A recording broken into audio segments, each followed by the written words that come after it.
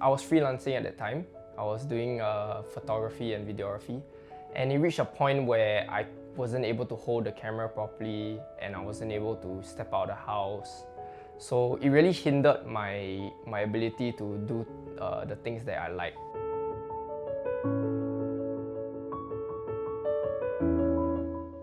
When I first developed Tourette's, it was quite mild.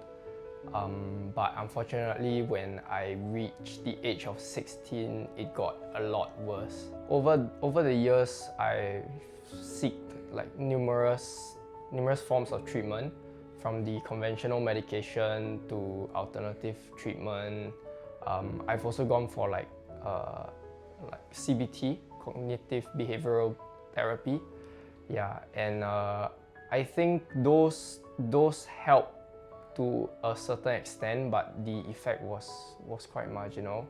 I applied for university, and I really wanted to further my studies, but I knew that in a stressful environment, it wouldn't be feasible for me to sit through exams or lectures even with my current state. Tourette's is a neurodevelopmental problem. By that, it means that it develops in childhood, and usually the presenting symptoms that people first notice are either motor or vocal tics. And with motor tics, people have abnormal movements, okay, in the face, in the body. And with vocal tics, they produce a sound such as grunting noises. So it's a motor and vocal tic problem. It starts in childhood, 4 to 6 years old, gradually worsens, but for many people in their adolescence, it improves, goes away. But in this certain subgroup of patients, it persists. I believe it was late 2023 where I was hospitalized again for my Tourette's. And yeah, I think that was a very tough period for my family and I. Yeah, so I think that was like the turning point for me to go and find out more about like deep brain stimulation. So deep brain stimulation, or DBS, is a surgical procedure. It involves implantation of a battery in the body, and the battery is connected to 2 wires, and the wires are then implanted in the brain. So essentially, it's a pacemaker for the brain.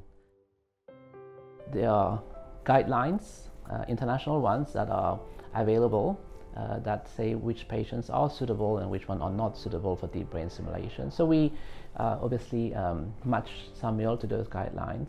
So when I first met Samuel, he came across as a very intelligent, creative young man. He had a great passion, which was for photography. And when I met him and I spoke to him, one of the things he was telling me was that he, this was one of his dreams, was that he could take photographs outside of Singapore. He wanted to travel and go around the world to take photos. And one of the reasons why he could not do it was because of his Tourette's. After evaluating his symptoms and looking at the treatment he's had, I realized that he was actually an ideal candidate for DBS, and that I could make his dream come true. Yeah, I was really eager for this surgery. Yeah, I'm very thankful to Dr. Khon and his team.